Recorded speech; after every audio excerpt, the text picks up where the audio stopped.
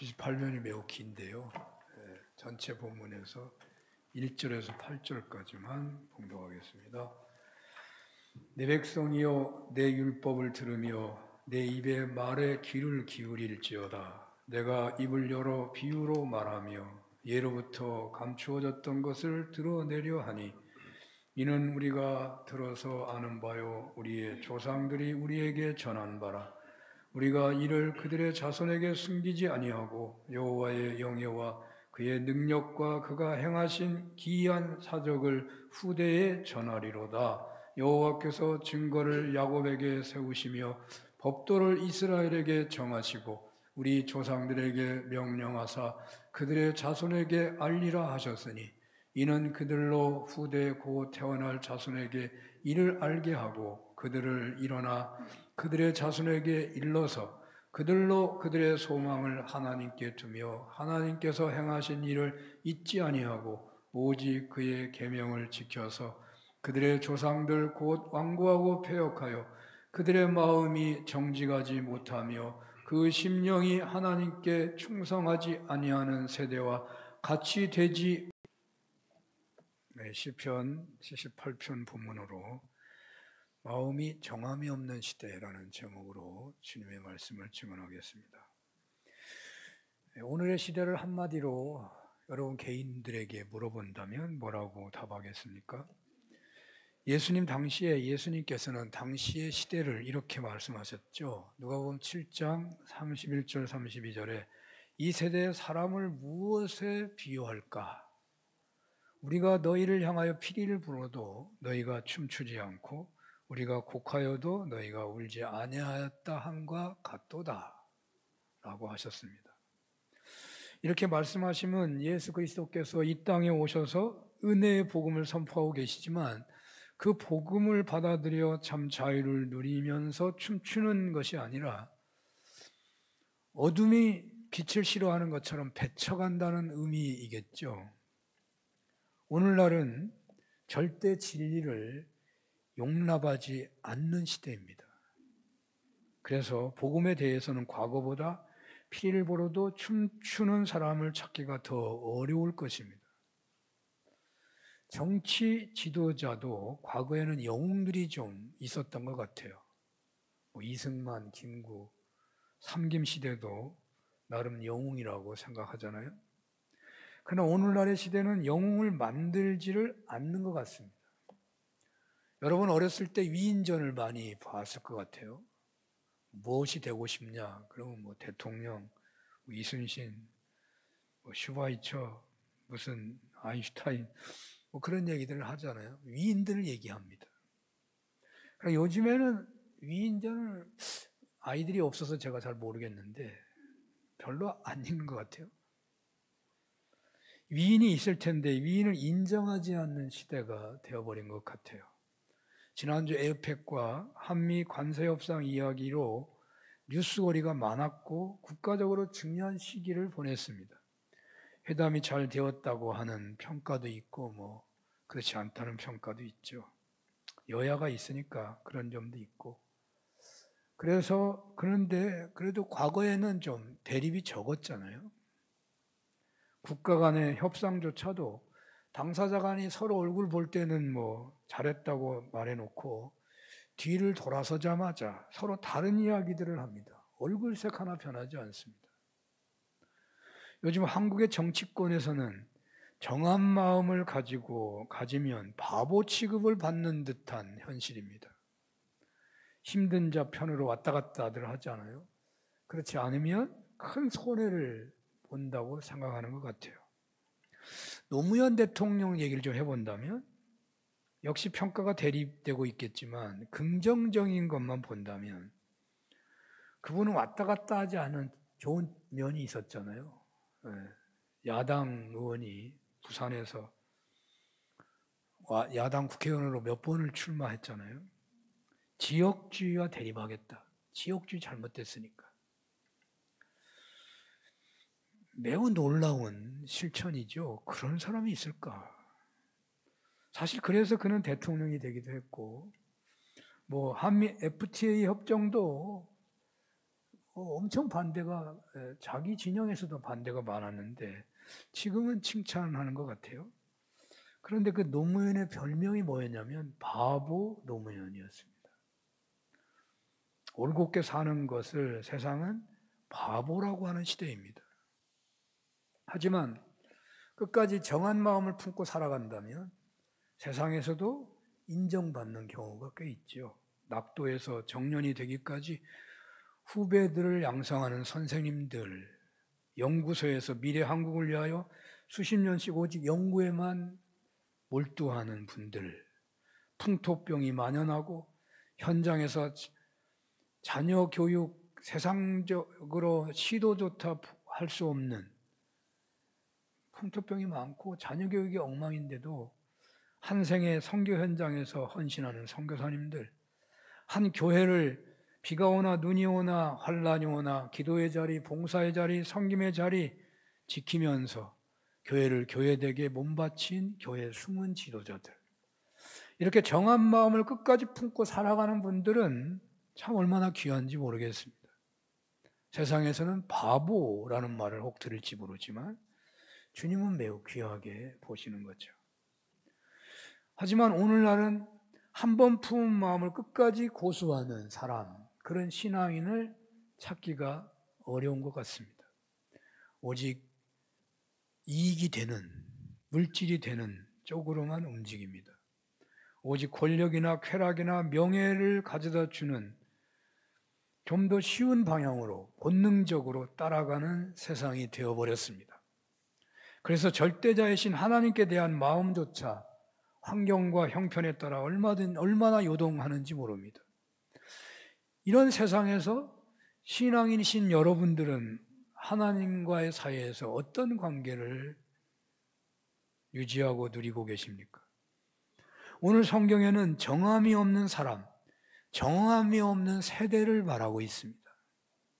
하나님께 대해서, 진리에 대해서 정함이 없기 때문에 별로 중요하지도 않는 것에 요동하는 사람들이 이스라엘이라고 말하고 있거든요. 사람들이 진리를 따라 움직이는 것이 아니라 사소한 것에 따라서 몇 사람이 그리로 가면 그냥 따라가는 겁니다. 혼자 있으면 이상하니까. 옳고 그름이 중요한 게 아니라 그래 몇 사람이 더 많이 가면 그로 따라가는 게 그래야 불안하지 않으니까.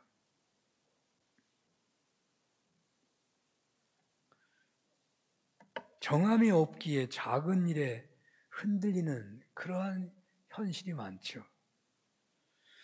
신앙인들도 그런 것 같아요. 우리가 기도를 열심히 한다고 열심히 하는 신앙인을 생각해 볼까요? 기도를 열심히 하니까 다른 사람에게도 기도 부탁도 하고 그러잖아요. 그런데 상당히 많은 경우에 얼마 지나지 않아서 그 기도 제목이 이루어질 것 같지 않다는 생각에 그 기대감을 내려놓는 경우가 꽤나 있는 것 같습니다. 주변에서 유력한 사람이 혹은 많이 배웠거나 영향이 있는 사람이 기도하는 것에 대해서 하나님께 기도해서 응답을 받는 것이냐, 하나님께서 응답하는 것이 아니라 그런 건 다 사람이 해야 하는 거야. 한다든지, 운명이라고 한다든지, 또 사람의 수명이라는 거 다 하나님이 정하신 건데 이미 보고 낫게 해달라고 그렇게 기도하는 의미가 있는 것이냐 한다든지, 그러다가 그냥 기도가 흐지부지해져 버립니다. 열심히 인내하면서 가정의 변화와 아이들의 변화와 남편의 변화에 대해서 기도했습니다.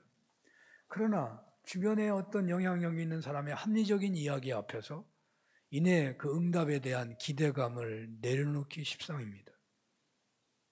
하나님이 응답해 주시는 게 아니라 다 내가 할 탓이다.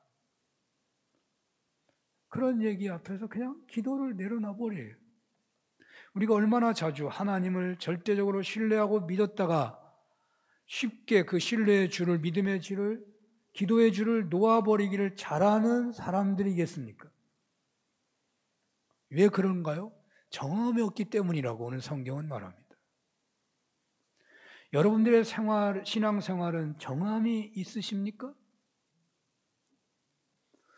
기도하면 그냥 끝까지 그 기도 제목 붙잡고 응답이 될 때까지 흔들림 없이 기도하십니까? 하나님을 향하여 여러분의 마음이 정함이 있다고 생각이 되십니까? 정함이 있다는 말씀 무슨 의미일까요? 하나님께 마음이 정함이 있다는 의미를 히브리 원어를 따라 좀 살펴보겠습니다.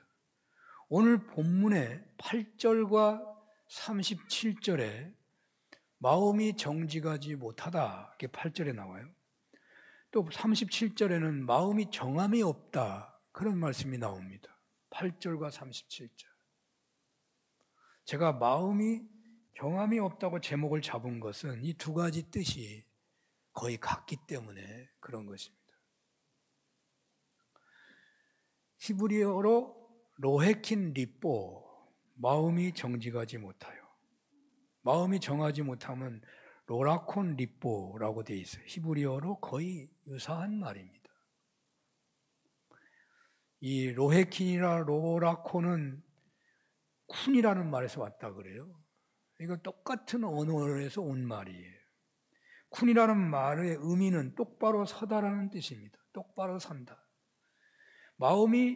그래서 마음이 정직하지 못한 세대, 마음이 정함이 없는 세대는 마음이 바로 서지 못한다는 말이고요. 그래서 그 마음이 한결같이 않는 세대라고 스탠다드 버전에서는 번역합니다. 마음이 한결같이 않은 세대. 또 NIV에서는 그 마음이 하나님께 충성되지 못한 세대라고 번역합니다. 이 충성이란 말. 또 킹 제임스 버전에서는 목적의식이 빈약한 세대라고 말을 번역합니다. 그러므로 정함이 없다는 말은, 또 마음이 정직하지 못하다는 말은 그 마음이 바로 서지 못하여 그 마음이 한결같지 않은 세대를 의미하고, 그래서 목적의식이 빈약한 세대이고 결국 하나님께 충성되지 못한 세대라는 말입니다. 같은 의미를 조금씩 상황에 따라 설명하고 있는 거예요. 흔들린다는 말은 충성하지 못한다는 거고요.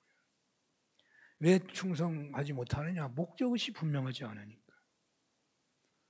마음이 한결같이 않으니까. 그 같은 말이에요, 다.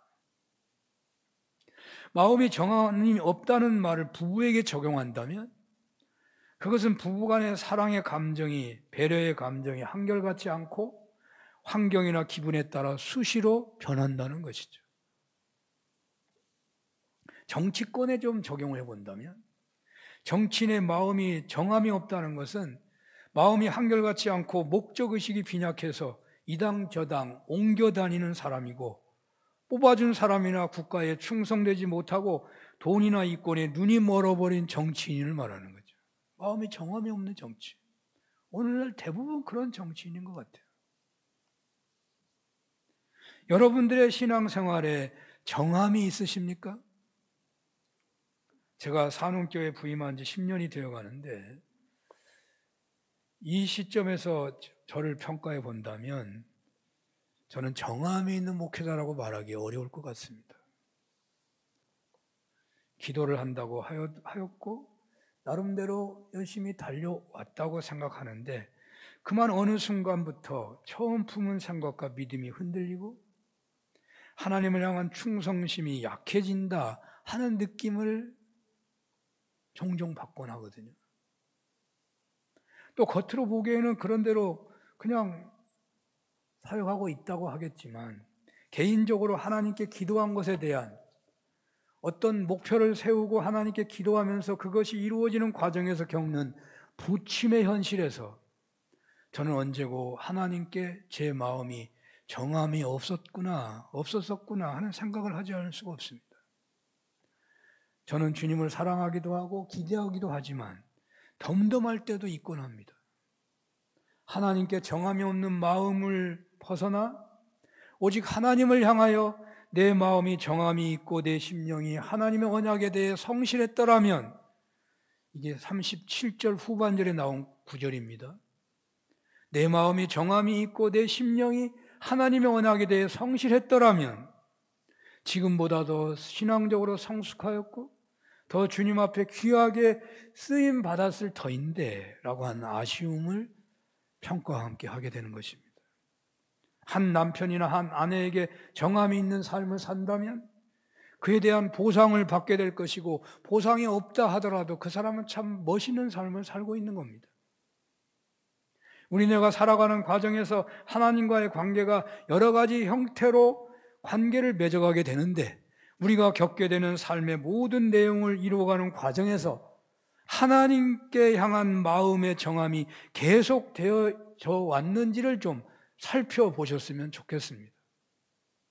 지금까지 살아오면서 수많은 문제를 당하게 되었을 때 그 문제가 해결될 때까지 하나님을 향한 마음의 정함이 있으셨습니까?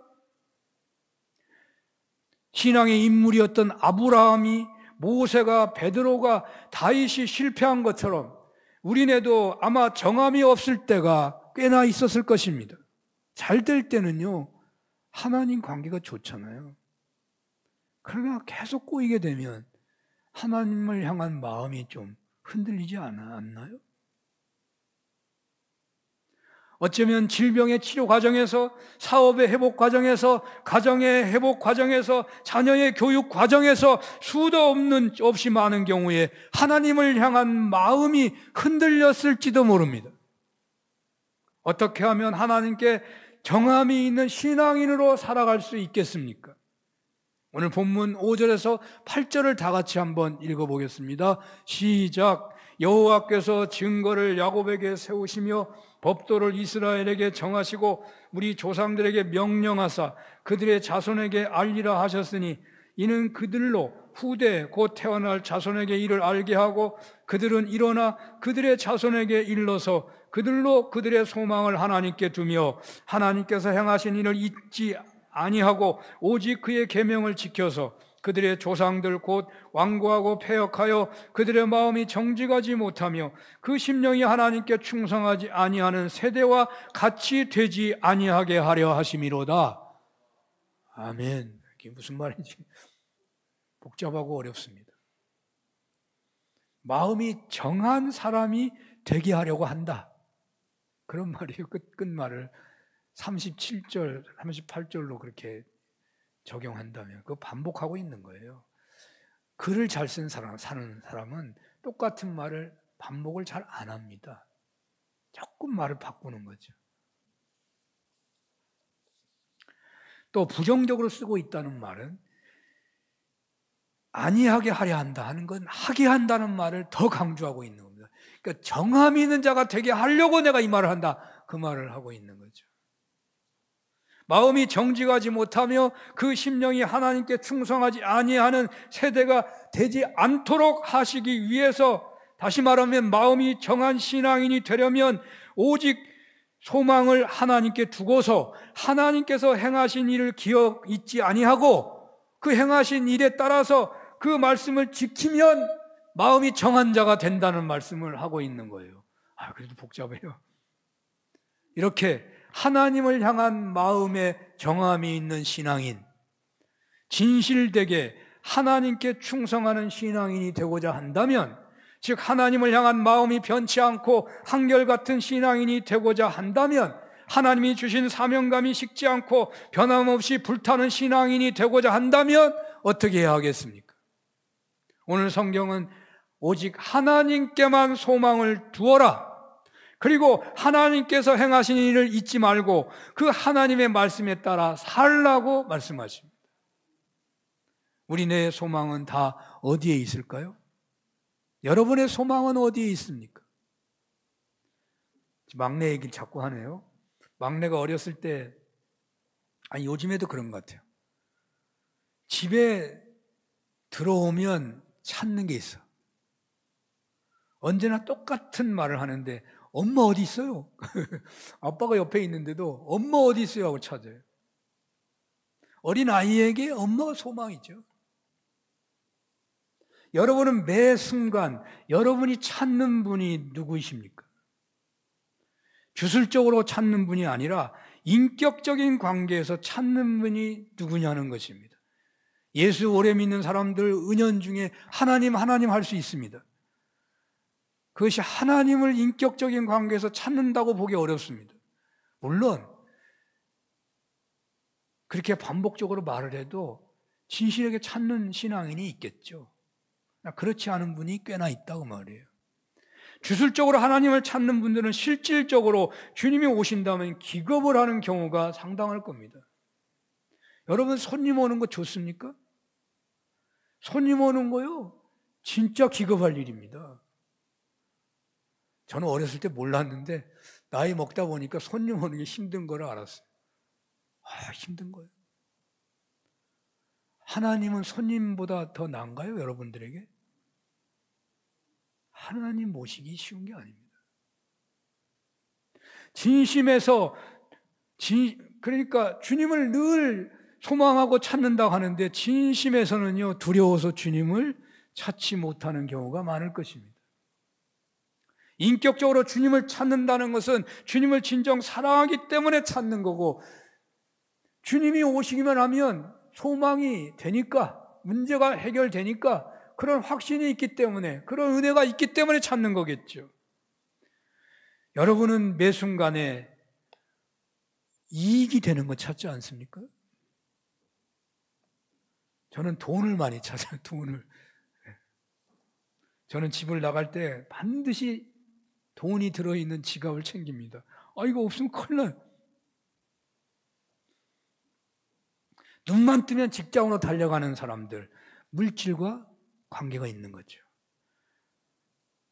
물질이 소망이 어느 정도만 있으면 좀 마음이 편안하잖아요. 어떤 분들은 가족 관계에 매우 집착하는 사람도 있습니다. 자녀에게 집착하는 분들이 계시죠. 가족만큼 자녀만큼 진정 나이가 먹어서도 도움을 줄 사람이 있겠는가? 자녀가 오직 소망입니다, 이런 생각을 하시면서 진정 여러분들에게 소망이 하나님이 되고 있는지 살펴보시라는 말입니다.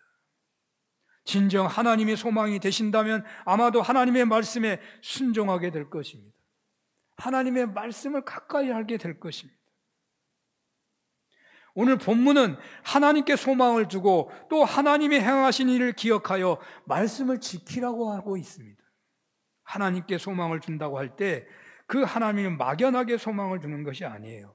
가령 우리나라 사람들 중에서 예수를 믿지 않는 사람들도 하나님을 믿는다고 말할 거예요. 천둥벼락이 치면 갑자기 아이고 하나님, 그렇게 하나님을 부를 수 있다는 말이죠. 하나님을 지고지선에 복을 주시는 어떤 영적 존재로 생각하면서 하나님을 부르는 것은, 그건 진정 하나님 부르는 게 아니에요. 하나님께 소망이 있는 게 아니에요. 그러나 우리가 믿는 하나님은 세상을 창조하신 하나님이시고 구체적인 역사 속에 개입하셔서 독생자를 온 인을 위해 보내주신 분이시고, 그래서 우리를 지극히 사랑하시는데 전능하신 하나님이시라는 거죠. 죄가 없으신 하나님이시라는 거죠. 거룩하신 하나님이시라는 거죠. 그러므로 하나님께 소망을 둔다면 바로 하나님이 역사하신 일을 담보로 삼아서라도 그 하나님의 언약의 말씀에 순종하라는 거예요. 아예 하나님 역사하셨던 혹은 내가 체험했던 그 말씀의 기록을 증거로 잡고서라도 하나님 말씀 지켜보라는 거예요. 하나님께 소망을 두고 있다면. 오늘 성경에는 광야 생활 속에서 친히 역사하셨던 하나님의 손길의 역사에 대한 기록이거든요. 그 기록이 많이 나왔어요. 반석을 쪼개가지고 물을 주시고, 하늘에서 만나와 메추라기를 주시고, 또 애굽에서 해방될 때 임하셨던 재앙에 대한 기록도 있고요. 이스라엘을 구원하기 위해서 행하신, 이스라엘을 먹이시기 위해서 행하신 하나님의 기적의 손길에 대한 말씀으로 가득 차 있습니다. 이러한 하나님의 역사하심을 기억하라는 것이거든요. 또 완고하고 패역해가지고 하나님이 징계와 재앙이 숱하게 나타나고 있는데 그런 얘기도 가득 차 있어요. 그리고 우상 숭배를 떨어져가지고 결국은 에브라임이 최종적으로 망하게 되었다는 기록도 있습니다. 그러므로 완고하고 패역하지 말고 하나님의 말씀에 순종하라는 것이죠. 그 하나님의 말씀에 순종하려면 하나님의 말씀에 성실해야 합니다. 말씀을 보고 읽고 듣고 묵상하는데 열심히 해야 한다는 거죠. 그렇게 되면 그분은 어떤 어려운 환경에 처하게 된다고 해도 그의 마음은 하나님을 향하여 정함이 있는 신앙인이 되는 것입니다. 하나님을 향한 사랑의 고백이 변하거나 흔들리지 않는 신앙인이 되는 것입니다. 하나님을 향하여 충성하는 신앙인이 되는 것입니다. 하나님 주신 사명에 불타는 심령이 되는 것입니다. 언제나 하나님께 소망을 두고 하나님의 기이하신 역사하심을 기억하면서 하나님의 말씀을 지켜서 하나님을 향한 마음이 정함이 있으시기를 축원합니다. 오늘 두 번째로 오늘 본문을 통해 주신 메시지는 하나님을 향한 마음에 정함이 없게 되면, 그 정함이 흔들리게 되면 부름받은 자 중에도 둘 중에 한 명은 하나님의 은총에서 멀어질 수 있다는 경고 같은 메시지가 숨어 있습니다. 왜? 반드시 정함이 있는 삶을 살라고 경고를 붙여주고 있는 겁니다. 예수님께서는 마태복음 24장에 주님이 오시면 그때 두 사람이 밭에 있는데 한 사람은 데려감을 당하고 한 사람은 버려둠을 당하고, 두 사람이 맷돌질을 하는데 한 사람은 데려가고 한 사람은 버려둠을 당한다, 뭐 이런 얘기를 하셨어요. 그것은 둘 중에 하나 확률적으로 한 명만 구원받고 한 명 구원 못 받는다는 말씀은 아니에요. 깨어서 충성되고 지혜 있는 종이 되라고 하면서 이 말씀을 주신 거예요. 깨어서 충성되게 지혜 있는 종, 충성은 변하지 않고 정함이 없는 마음으로 하나님 앞에 사명을 다하는 삶을 말하는 거죠. 그래서 이 경고를 하고 있는 거예요. 오늘 성경도 그런 내용의 경고를 하고 있는 거예요. 이스라엘에 12지파가 있는데 10지파는 버림을 당하고 그 중에 남은 자 같은 2지파만 구원을 받는다, 뭐 그런 얘기예요. 오직 다윗의 인도를 받은 유다지파와 베냐민 지파만 안전함에 거하게 될 거다고 오늘 성경은 말하고 있어요. 오직 성경은 하나님께 완고하고 패역하여 끝내 하나님을 향하여 그 마음이 정함이 없게 되면 선택받은 이스라엘이라도 남은 자만을 제외하고는 하나님께로부터 버림받게 된다고 경고하고 있어요. 우리 교회에서는 어떨까요? 우리 교회에도 그 말씀을 그냥 그대로 적용한다면 남은 자만, 우리 교회에서 남은 자만 하나님의 그 풍요함에 있고, 그렇지 않으면 멀어짐을 당한다는 뜻이 되기도 하는 거죠. 물론 이건 상대평가가 아니에요. 무슨 뭐 확률적으로 8분의 반의 반반이라든지 뭐 12지파에서 2지파이랄지 이런 건 전혀 아니죠. 주님은 그런 뜻으로 하는 게 아니고 마음에 정한 자가 되라고 경고성의 말씀을 하고 있는 거죠. 하고 있는 거죠. 하나님의 언약의 말씀에 대해서, 하나님이 약속하신 말씀에 대해서, 하나님을 사랑하는 것에 대해서, 하나님께 충성하는 것에 대해서 그 성실함이 흔들리거나 약화되어서는 안 되겠기에 이렇게 경고성 말씀을 하시는 것입니다. 계속 기도해 놓고서 하나님을 다 쓰고 버린 물건처럼 멀리하거나 하나님을 향한 마음이 흔들려서는 안 되겠기에 이 말씀을 하시는 거예요. 하나님께 소망을 두고 하나님의 역사하심을 기억하며 하나님의 말씀을 지키는 은혜가 있으시기를 바랍니다. 그리하여 하나님을 향한 마음에 정함이 있으시고 하나님을 향한 심령에 하나님의 언약에 성실하시는 은혜가 있기를 바랍니다. 그리고 우리만 이렇게 사는 것이 아니라 우리의 자손들이 그렇게 살도록 해야 한다고 말씀하십니다. 얼마나 이 시대가 정함이 없는 시대입니까? 이 시대가 얼마나 패역한 시대입니까? 충성이 없는 시대입니까? 하나님께서는 자손들에게 하나님께 소망을 두고 하나님께서 행하신 일을 잊지 않고 오직 그 계명을 지켜서 하나님을 향한 마음이 정함이 있고 그 심령이 하나님께 충성하도록 하라고 말씀하고 있습니다. 믿음의 사람, 그 조상들은 한결같이 그 마음에 정함이 있었습니다. 그래서 스데반은, 그리고 예수님의 제자 사도들은 순교를 당했습니다. 정함이 없다면 순교당할 일이 없죠. 또 아브라함은 그 마음이 흔들렸을 때에 아들 이삭을 바치는 시험을 통과하고 그 마음의 정함을 회복했습니다. 신앙적으로 성공한 성경에서의 인물들은 한결같이 하나님을 향하여 그 마음에 정함이 있었습니다. 진정 신앙적으로 성공하기를 원하십니까? 진정 세상에서도 성공하는 그런 삶을 살기를 원하십니까? 그 마음이 하나님을 향하여 정함이 있으시기를 바랍니다. 주님께로부터 주어진 사명에 정함이 있으시기를 바랍니다. 결혼하기 전에 마음이 정해져 있지 않아도, 결혼하기 전에는 마음이 정해져 있지 않아도 추하다고 말하지 않습니다. 이 사람 저 사람 만난다고 그걸 추하다고 말하지 않습니다. 그러나 결혼한 사람이 마음이 정해져 있지 않으면 추한 것이고요, 불행한 것입니다. 우리는 하나님을 믿기로 작정한 사람들이잖아요.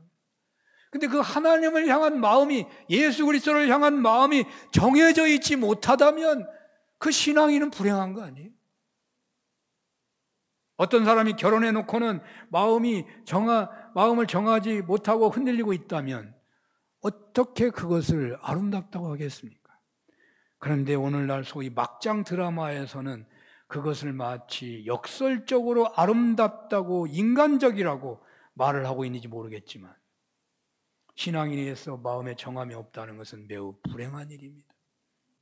세상이 정함이 없다 보니까 우리 신앙인도 닮아가지 않고 있냐 이 말이에요. 가만히 생각해 보면 부부관계가 많이 성장하는 과정이 있구나 하는 생각이 듭니다. 처음에는 그냥 좋아서 살았는데 세월이 흐르면서 그 마음의 정함이 수차례씩 흔들리다가다 온전해지는 경험을 하는 경우가 있잖아요.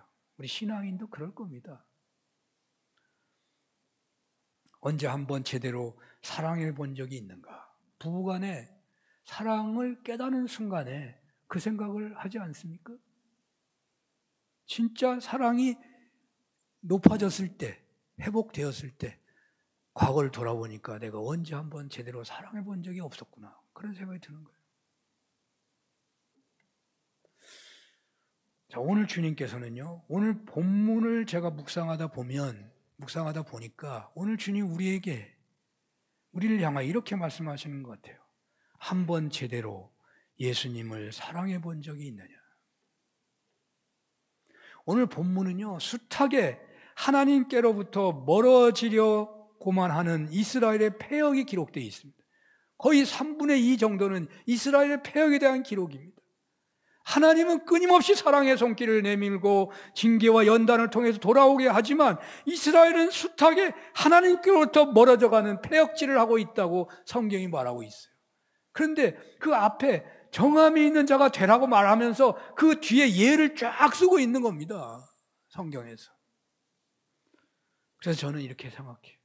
언제 한번 이스라엘이 제대로 하나님을 사랑해 본 적이 있었는가?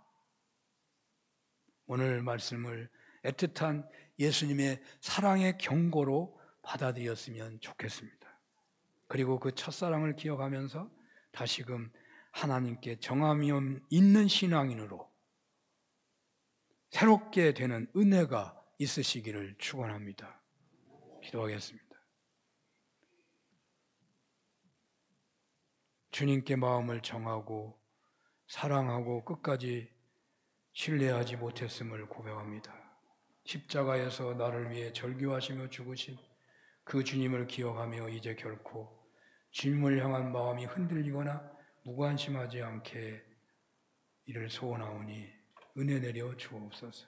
아무리 살기가 어렵다고 하더라도, 아무리 불신의 세상이 억압해 온다고 하더라도 변함없이 주님을 사랑할 것입니다. 마음이 정함이 있는 신앙이 최종적으로 승리하고 쓰임받을 줄 믿사오니 그 은혜 안에 있게 하여 주옵소서. 예수님 이름으로 기도합니다. 아멘.